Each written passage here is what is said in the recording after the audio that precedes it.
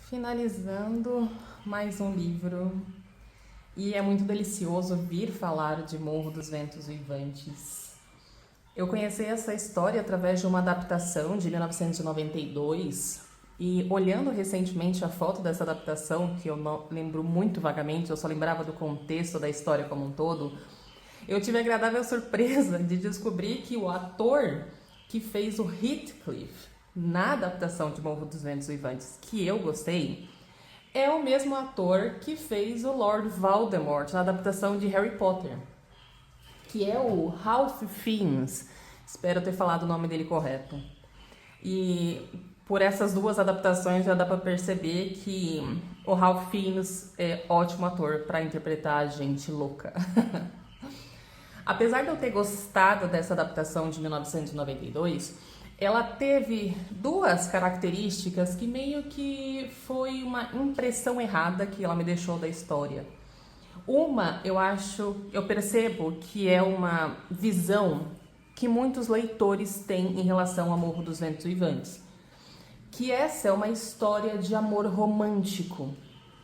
É claro que Morro dos Ventos Uivantes fala sobre amor, mas o sentimento que liga o Heathcliff com a Catherine está muito, muito longe de ser algo romântico ou de ser algo lindo e bonito, como a gente costuma ver nos romances de época, né? Como é essa história de Morro dos Ventos Uivantes.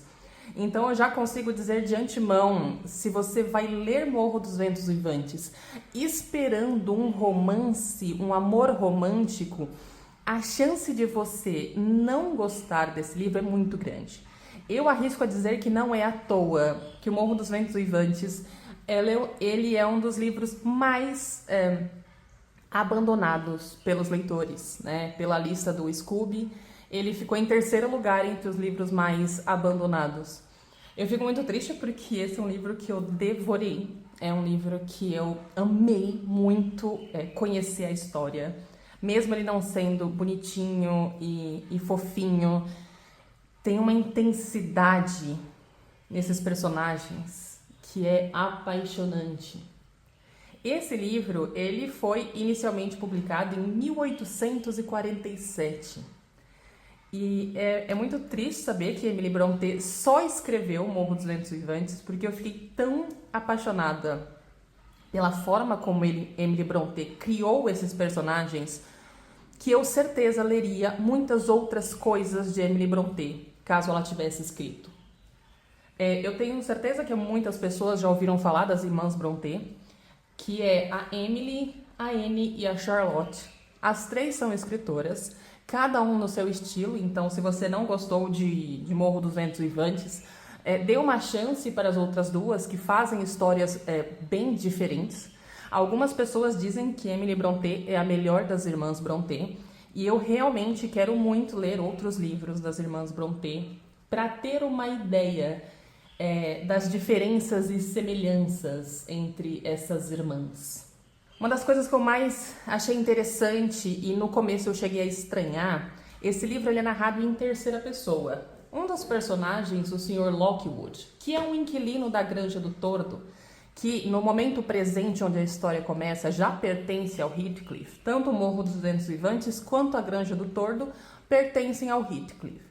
O Sr. Lockwood chega naquela cidade e acaba se interessando pela história daquela família exótica, para não dizer estranha, né? Mas a história não é contada pelo Sr. Lockwood. Obviamente ele não conhece os detalhes da vida do morro. Então essa história ela é contada pela governanta da casa, a senhora Nellie Dean. A governanta que viveu no morro por muito tempo e posteriormente mudou para a Granja do Tordo quando a Cat casou com o Edgar, ela conhece as tramas dessa história como um todo.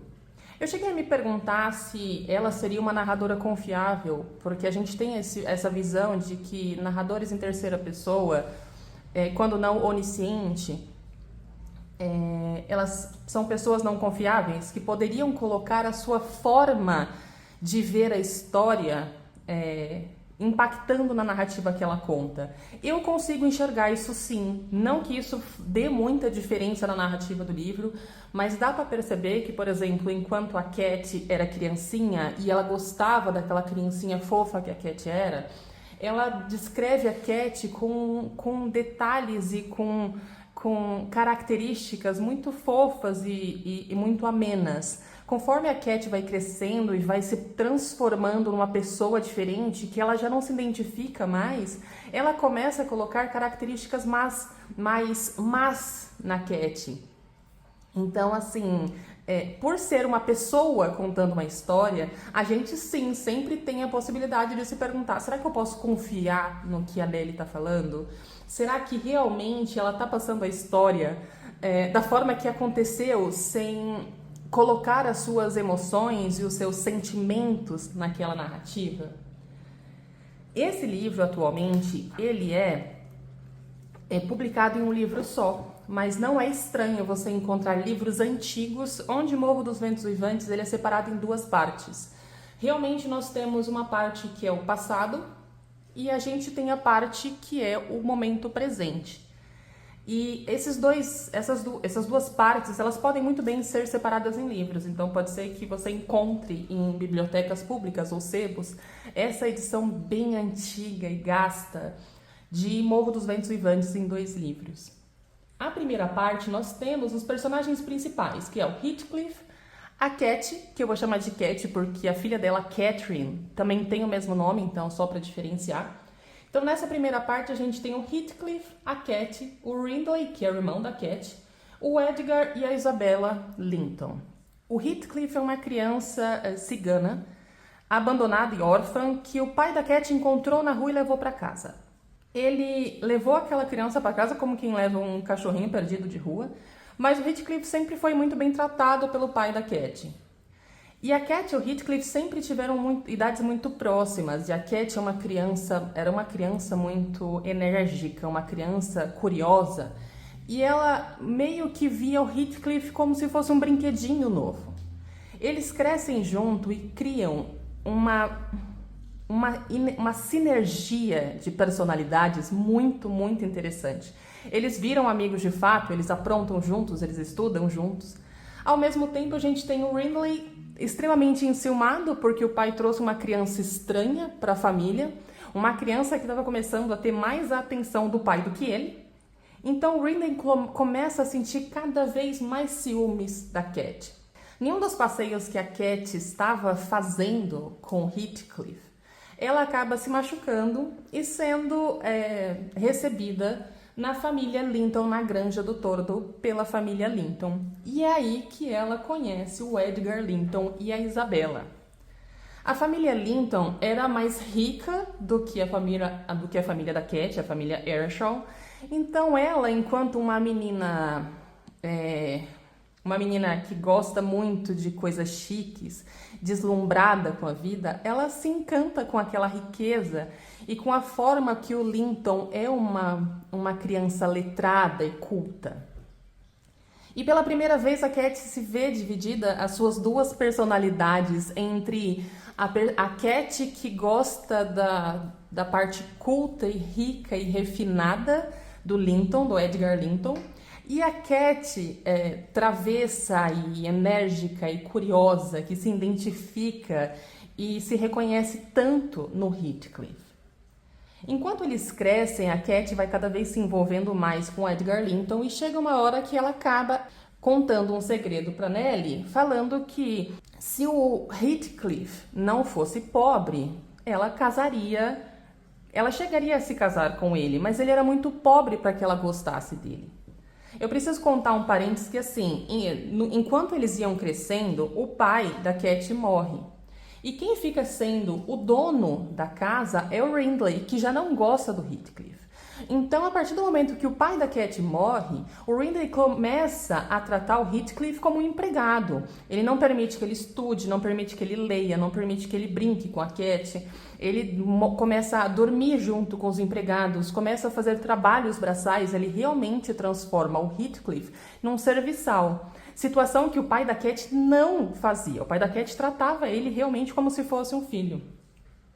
Então, cada vez mais, enquanto a Cat vai crescendo, ela vê o Edgar como uma pessoa culta, fina e rica, que pode dar para ela uma vida que ela imagina ser perfeita, e vê o Heathcliff sendo tratado cada vez mais como um empregado e como as classes sociais dele se separam cada vez mais. O que faz com que ela fique muito dividida e acaba pendendo para o lado do Linton. Enquanto ela segreda para Nellie que se o Heathcliff fosse rico, ela ficaria com ele, o Heathcliff ouve e acaba fugindo. O tempo que ele foge é muito impreciso. Morro dos Ventos Uivantes não é uma história em que você tenha os tempos muito bem marcados, né? Você sabe o que está acontecendo na história, mas você não tem muito bem os tempos bem marcados. Então, algum tempo depois, estima-se que 2 anos depois, o Heathcliff volta para o morro e ele volta muito diferente. Ele volta um homem feito, ele volta um homem culto e ele volta extremamente rico. E, obviamente, ele já fugiu com um ódio muito grande do Ridley e ele volta com essa sede de vingança com o Ridley porque ele quer muito destruir a riqueza do Ridley pela forma como ele foi tratado.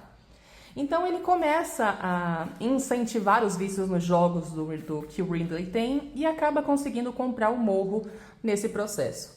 A Cat, nesse momento, ela já está casada com o Edgar Linton. Então, quando ela revê o Heathcliff depois de algum tempo, ela percebe o quanto eles são iguais, o quanto ela precisa dele na vida dela, mas, ao mesmo tempo, o Edgar odeia o Heathcliff e não aceita a forma como ela gosta dele. É muito engraçado a gente ver esse sentimento de Heathcliff e Cat, porque eles realmente se identificam de alma. Tem uma frase muito legal no fim do livro, né, que é uma das frases mais clássicas de O Morro dos Ventos Uivantes, que ela fala, né, eu não sei de que as nossas almas são constituídas, mas a dele e a minha são iguais. Tem várias partes nesse livro em que a Cat, ela fala o seguinte, eu sou Heathcliff. E a gente percebe na segunda parte o quanto esse sentimento exageradamente amor, né, que a gente pode se dizer que é um sentimento muito forte, mas ele é tão forte e insano que eu não consigo dizer que os dois se amam. É quase uma necessidade psicologicamente doentia, o que eles sentem um pelo outro. Então, quando Heathcliff volta, ela tá casada com uma pessoa que ela percebe que deu o dinheiro para ela, mas a qual ela não consegue se ver feliz ao lado.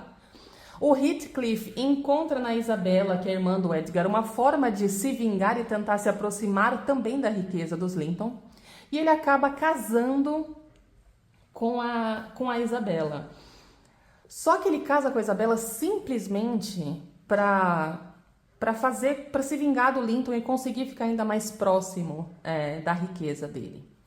A primeira parte do livro, ele termina com muitas mortes, né? A gente tem várias mortes. A gente tem a morte da Cat como o fim da primeira parte de Morro dos Ventos Uivantes. E é nesse momento que a gente consegue enxergar muito bem o quanto o sentimento que o Heathcliff tem pela Cat é tão forte e intenso. Quando a Nellie conta pro Heathcliff que a Catherine morreu, ele começa a dar cabeçadas na árvore, o sangue começa a escorrer e ele fala uma parte assim, Catherine, que você não descanse enquanto eu viver. Você disse que eu matei você. Assombre-me então. O assassinado assombra mesmo seus assassinos. Eu acredito. Eu sei que os fantasmas têm andado pela terra. Fique sempre comigo. assuma qualquer forma, me deixe louco, mas só não me deixe nesse abismo. Essa parte é tão intensa quando ele descobre que ela morreu, e é muito engraçado que não dá pra dizer que o Heathcliff começa a ficar louco nesse momento, porque visivelmente ele já não era, né? Ele nunca foi uma pessoa muito normal, mas a morte dela é o estopim para que ele fique completamente insano e tenha ainda mais essa sede de vingança. Então agora você imagina, o Heathcliff está sozinho sem a Cat. Ele está com a Isabella, ela morre deixando um filho, na qual o filho ela colocou o nome de Linton. Então o filho dele se chama Linton Heathcliff. Esse menino é um menino fraco e frágil que não tem nada a ver com a personalidade do Heathcliff, e ele odeia essa criança. Ele tem uma Catherine Linton, que é a filha da Cat, na qual a Cat morreu no parto dessa menina. Então, assim, ele já vê nessa menina uma pessoa que tirou o amor da vida dela. Ele tem o Edgar Linton, que continua vivo, da qual ele continua tentando se vingar. E para completar, ele mora na casa com o Hareton, que é filho do Ringley, que é a pessoa que ele mais odiava. Então, assim, a gente vê um Heathcliff sozinho, sem a luz da vida dele. A gente vê ele cercado de pessoas que ele odeia mais do que tudo. E é nessa segunda parte que não tem como passar pano pro Heathcliff, mas eu nem acredito que o Heathcliff precise de passar pano. A gente sabe, nesse momento da história, que isso aqui já não é um romance, né? Isso aqui não é uma história de amor. Não existe uma redenção de Heathcliff. O que existe é uma pessoa que vai gradativamente pisando a passos fundos rumos à loucura. Loucura que termina no fim da história de uma forma absurdamente incrível. Então, o que ele faz com esses três jovens é absurdo. Ele chega a prender a Catherine filha, assim que o Edgar estava muito adoentado e já quase morrendo, ele prende ela na casa dele, no Morro dos Ventos, e fala assim: você vai casar com meu filho Linton. Então, assim, ele prende ela por mais de 5 dias, obriga ela a casar com o Linton, obriga o Linton, a passar toda a fortuna que ele receberia dela pro pai, né, pro Heathcliff. E se não fosse pelo Linton, no momento de fraqueza, ter soltado ela, o Edgar teria morrido sem ver a filha. Então, assim, ela chega na casa para ver o pai, que ela amava muito, e logo em seguida ele morre. A forma como o Heathcliff também trata o próprio filho, que depois que o filho consegue se casar e passar a herança da menina para ele, o menino já era muito doente, muito frágil e realmente acamado, ele deixa o Linton num quarto abandonado como se fosse uma coisa insignificante, nem como você deixaria um bicho. Então, assim, o Heathcliff, ele vai criando camadas de loucura dia após dia, e a gente vai vendo aquela história daquela pessoa com sede de vingança que quer de toda forma, e é engraçado que você não consegue enxergar o que ele quer. Parece que ele quer que todo mundo seja tão infeliz quanto ele é.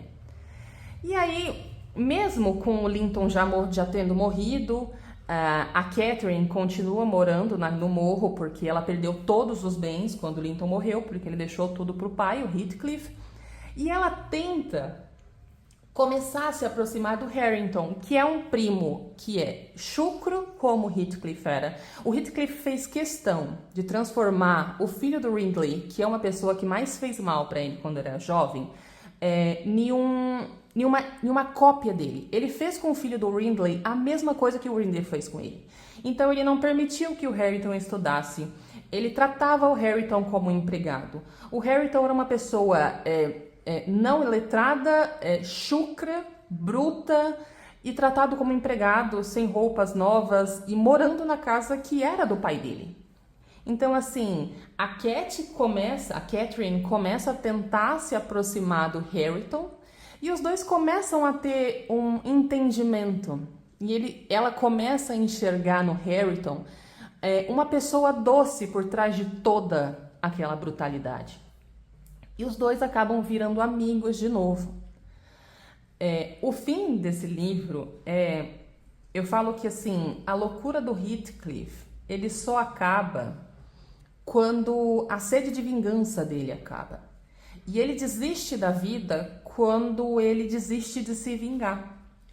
Que é o fim dessa segunda parte, quando a Catherine, o Heathcliff já está extremamente insano, ele já conseguiu tudo que ele queria. Ele tem a posse das duas casas, a Granja do Toro, da Cruz do Toro é dele, o Morro dos Ventos Uivantes é dele, o filho do Hareton é tratado como empregado, a filha do Edgar Linton não tem nada e trabalha na casa dele, servindo chá e tudo mais. Ele já conseguiu tudo que ele queria, a vingança dele está completa, mas essa é a questão da vingança, né? Ela, mesmo que você se vingue, você não sente o alívio dessa vingança. E no fim do livro tem uma cena que ele chega em casa e encontra o Hareton e a Catherine se divertindo sentado no sofá, acompanhado da Nellie Dean, que continua sendo a governanta da família, rindo e conversando. Naquele momento que ele fica olhando e ele percebe o quanto o Hareton é a cara da Cat e o quanto a Catherine também é muito parecida com a mãe, ele fala uma coisa muito legal, que ele fala assim: a semelhança zomba de mim nas faces mais comuns de homens e de mulheres, nos meus próprios traços. O mundo todo é uma pavorosa coleção de lembranças de que ela existiu e de que eu a perdi. Nesse momento, a gente já está bem no finalzinho do livro, é quando o Heathcliff percebe que nada do que ele fez valeu a pena. Não teve, longe disso, não é o que eu quero dizer, não teve uma redenção de Heathcliff, não é como se ele tivesse se arrependido de ter se vingado, ele simplesmente cansou. Ele percebeu que nada daquilo faria sentido e que ele estava continuando se sentindo só e abandonado. Só que ele simplesmente desiste daquela vingança, porque ele percebeu que por mais que ele queria destruir aquela família, ele não estava conseguindo destruir a felicidade daquela geração. Como ele conseguiu na primeira, ele conseguiu destruir a felicidade dos três na primeira parte, mas na segunda ele não estava conseguindo. Então ele simplesmente desistiu da vingança, percebeu que nada faria ele esquecer a Cat, nada faria com que a dor de viver sem ela continuasse, né, sumisse, e ele simplesmente desiste de tudo aquilo. E é muito engraçado quando ele fala que assim, eu sou um homem forte e saudável, e eu tenho certeza que eu viveria até não ter mais um fio de cabelo preto na minha cabeça. Ele vê a vida e a velhice como se fosse uma punição para ele. Quanto mais tempo ele fica vivo, mais ele está sendo punido pela terra, porque a Cat já não estava mais com ele e ele não via sentido. É meio como se ele se matasse nessa história. Ele passa muito tempo sem comer, ele passa uns 5, 6 dias sem se alimentar de nada, e quanto mais ele fica sem comer, mais fraco ele fica, e ele começa a ter alucinações com a Cat. E assim, em uma noite qualquer, ele morre.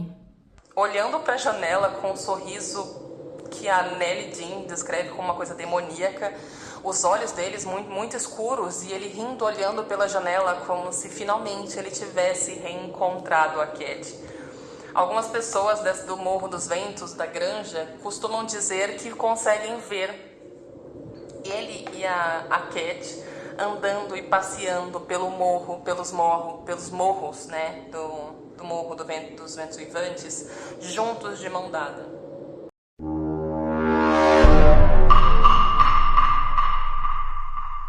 E essa história acaba dessa forma trágica, né? E a gente tem, obviamente eu entendo por que as pessoas abandonam essa história.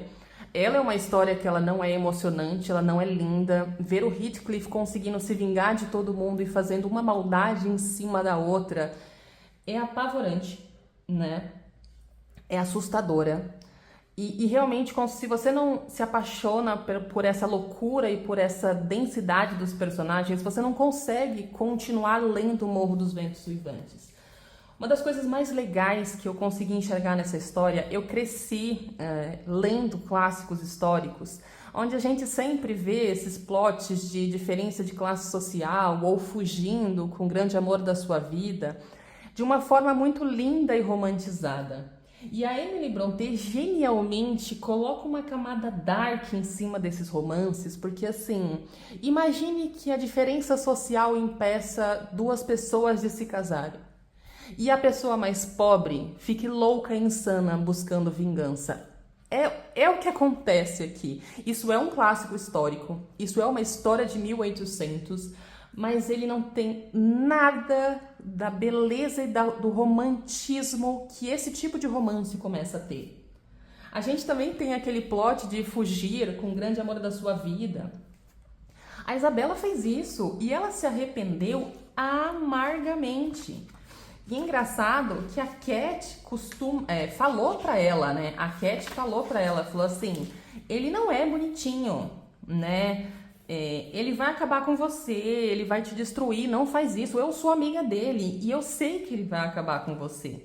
Não muito tempo depois, ela descobre que realmente, de fato, que o Heathcliff, ele não é humano.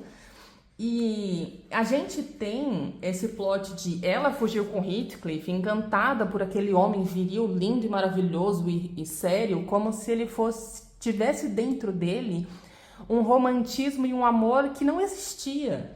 Então, quando eu fico pensando, e agora olhando pela autora mesmo, Emily Brontë, ela viveu numa cidade tão remota e pacata quanto o Morro dos Ventos Uivantes. Esse livro foi escrito em 1847, em uma época em que a mulher era praticamente proibida de escrever. E ela genialmente conseguiu mostrar uma história dark, pesada, cheia de camadas e profunda, de uma forma tão incrível e deliciosa, que quando ela publicou esse livro, as pessoas ficaram chocadas que tamanha história terrível tivesse saído da mente de uma mulher. Eles não acreditavam que uma mulher fosse capaz de escrever aquilo. E quando você percebe que em 1800 as informações eram mais difíceis de chegar, as pessoas que viviam em cidades remotas viviam vidas extremamente entediantes e isoladas. E a Emily conseguiu colocar nessa história uma profundidade de personalidades que é apaixonante. E eu acho que assim, na minha opinião, um erro crasso que um leitor faz ao ler Morro dos Ventos Uivantes é tratar isso aqui como um romance, tentando achar o vilão da história. É muito engraçado que em vários debates a gente vê direto pessoas falando que o Heathcliff é vilão, que o Heathcliff é a vítima. Não existe vilão ou mocinho. Tem algumas pessoas que chegam a falar que a Cat, ela sofria na mão do Heathcliff. Gente, o Heathcliff, ele só era o lado da Cat que a sociedade não deixava ser. Ela via nele o lado dela, ela enxergava nele uma parte dela. E a Cat estava bem longe de ser uma mocinha frágil e indefesa. Óbvio que na primeira parte do livro, o Heathcliff sofre horrores. Mas isso não justifica o que ele faz com toda aquela segunda geração. Gente, a forma como ele trata o Linton é assustadora. E é o que eu falo, nesse momento da segunda parte, é que a gente percebe o nível de loucura do Heathcliff. E eu não tô falando isso para defendê-lo, eu só tô falando que todo mundo, todos os personagens dessa história possuem o seu lado bom e o seu lado ruim. Todos eles sofreram e fizeram outros sofrer em igual medida. Então não é como se a gente conseguisse taxar abertamente o que o Heathcliff é nessa história. Ele é o vilão ou ele é uma vítima? Na verdade, ele só é uma pessoa comum que sofreu muito, que fez muitas pessoas sofrerem e que teve um fim extremamente trágico. Não tem como a gente achar uma história romântica e bonitinha em Morro dos Ventos Uivantes. Ela não é sobre isso, né? Então, assim, esse erro de tentar achar um vilão, de tentar descobrir um motivo e uma razão para tudo que o Heathcliff fez na segunda parte, é um erro muito grande que o leitor faz ao tentar ler Morro dos Ventos Uivantes, porque você vai se decepcionar muito, porque não tem uma forma de justificar o que ele faz. Só que é o que eu falo, a loucura dele, ela é muito maior do que a mente consegue alcançar. Só pra você ter uma ideia, o cara pediu pra abrirem o caixão da Cat. Já fazia quase 18 anos que ela estava enterrada. E ele pediu pro coveiro abrir o caixão da Cat porque ele queria abraçar ela. E ele fala que se ele abraçasse ela e ela tivesse gelada, ele ia sentir como se ela tivesse com frio e ia aquecer ela. E ele ia fingir que ela tava dormindo. Gente, o cara é louco. Ele é insanamente louco. Ele quebra a lateral do caixão dela e ele pede pra que o caixão dele seja enterrado com o lado que dá de encontro ao lado do caixão dela que tá quebrado, com o dele também quebrado. Pra que enquanto o corpo deles vai sendo comido pelos vermes... Lembrei de Machado de Assis de Brás Cubas agora. Enquanto os corpos deles vão sendo comidos pelos vermes, eles possam se misturar e ficar uma pessoa só. Não tem como a gente encontrar no Heathcliff uma pessoa que sofreu e por isso justifica o que ele fez. Tudo que ele fez é muito, muito insano. E ele vai enlouquecendo a passos largos visivelmente enquanto a gente vai percebendo. Isso porque a gente não tem um narrador onisciente. Isso porque a gente não tem na história um narrador que consegue enxergar a mente dele, as atitudes dele. A gente tem a visão só da governanta. E aí eu arrisco a dizer que essa cena do sofá, onde ele desiste dessa vingança... Eu não sei, eu fico em dúvida se ele, ao ver o Harrington naquela posição com a Catherine, tendo uma afetividade, mesmo o Harrington sendo uma pessoa extremamente bruta e pobre, e a Catherine gostando dele, mesmo por tudo que ele é, eu não consigo saber se ele conseguiu enxergar uma outra realidade onde ele poderia ter uma vida feliz com a Catherine, com a Cat. Eu não sei se ele conseguiu se enxergar ali, naquele papel dos dois, como se fosse ele e a Cat vivendo felizes, e por isso ele percebeu que fala assim, é como se a ficha tivesse caído, não era pela minha brutalidade, pela minha ignorância ou pela minha pobreza. A gente não ficou junto porque ela não quis mesmo. Eu não sei se é dessa forma com que eu interpreto essa cena do sofá, ou se pelo fato do Harrington ser uma pessoa pobre, bruta e chucra como ele era, mas ao mesmo tempo ser extremamente parecida com a Cat, se ele viu no Harrington como se fosse o filho dos dois, como se fosse um fruto dos dois e tivesse aquela sensação de a gente viveu feliz. E abrindo um parênteses aqui, é muito legal falar desse paradoxo que o Harrington é na vida do Heathcliff. Porque a gente tem que voltar e entender assim, o Brindley, o pai do Harrington, odiou o Heathcliff e fez muito mal para ele mesmo, fisicamente falando. Então, assim, ele foi um dos principais motivadores pro Heathcliff querer se vingar de toda aquela família. E ele teve um filho e o Heathcliff fez com o Harrington a mesma coisa que o Brindley fez com ele. Só que o Harrington não conseguia odiar o Heathcliff. Ele sentia pelo Heathcliff um amor quase fraternal. Tanto que quando ele começou a se entender com a Catherine, o Harrington conseguiu se entender com a Catherine, ela começa a falar mal do Heathcliff pra ele. Ele é um demônio, ele é ruim. E é a primeira vez que o Harrington briga com ela. Que ele fala assim, não fale mal dele. Você gostaria que eu falasse mal do seu pai? Você gostaria que eu agredisse o seu pai? É aí que a Catherine percebe que, assim, a visão que ela tem do Heathcliff é uma, e a visão que o Harrington tem do Heathcliff é outra. E esse paradoxo que, assim, não importa o tanto que o Heathcliff tentou se vingar do Brindley, ele não conseguiu. Porque a única pessoa que chorou no velório dele, chorou muito, foi o Harrington. Ver como o Harrington se afeiçoou ao Heathcliff como se fosse um pai, que via nele uma pessoa que tinha defeito sim, mas que era uma pessoa que ele amava, você percebe que o Heathcliff não conseguiu em nada se vingar. Nessa busca por vingança, ele só simplesmente conseguiu se destruir. Então, ele tentou muito se vingar daquela família, não conseguiu fazer com que as pessoas o odiassem como ele odiava todo mundo. E a última frase desse livro, eu acho que ela resume tão bem essa história, e é muito gostoso de ver Eu adoro livros que terminam com essas frases marcantes, né? Que ele fala assim: eu fiquei pensando como qualquer pessoa jamais poderia imaginar um repouso inquieto para quem repousa naquela terra tranquila. Aí temos na cena final os 3 caixões lado a lado, o da Cat no meio, o do Edgar de um lado e o do Heathcliff do outro, que tinha acabado de morrer, naquela planície calma, aquelas 2 famílias que finalmente tiveram paz depois de toda aquela geração de ódio e vingança. E é muito legal quando você lê uma história tão densa e gostosa quanto o Morro dos Ventos Uivantes, que você percebe a intensidade das emoções que o cercam.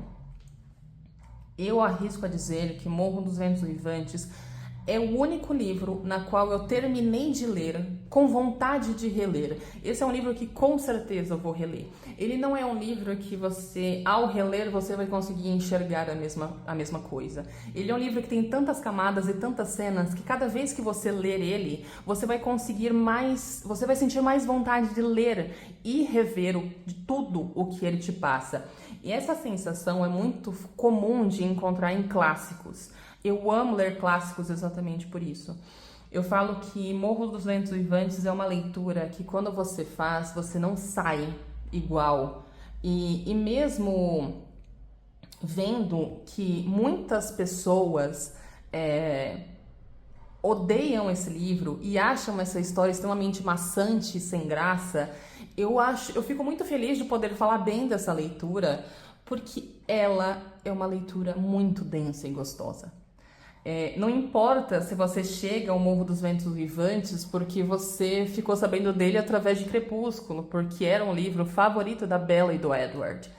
Não importa se você chegou até aqui porque você conhece a genialidade das irmãs Brontë e você sentiu curiosidade de ler Morro dos Ventos Uivantes pela genialidade da escritora.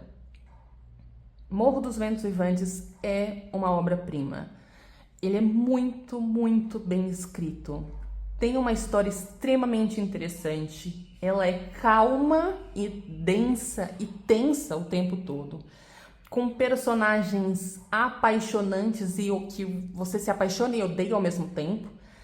E, de verdade, se você gosta de clássicos históricos, dê uma chance para ler Morro dos Ventos Uivantes.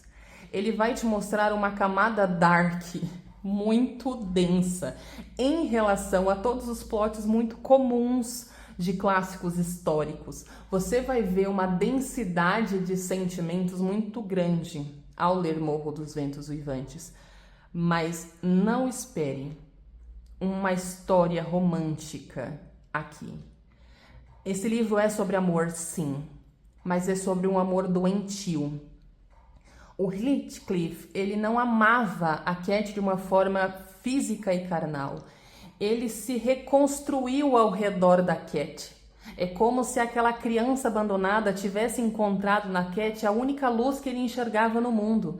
Então, o que ele sentia por ela era uma necessidade doentia. Ele precisava dela como quem precisa do ar para viver. E eu não estou falando de uma forma romântica, uma forma quase doentia. É uma história que beira o relacionamento tóxico, é uma história em que você não vai achar vilões e mocinhos, é uma história que você vai entender e não entender a atitude de todos os personagens.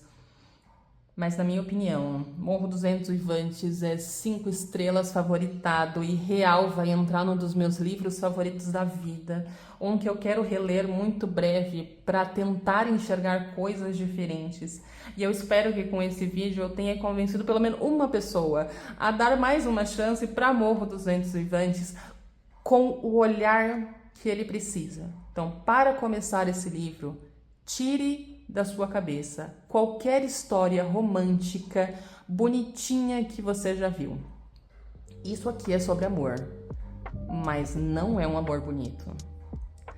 É isso, até a próxima resenha e tchau, tchau!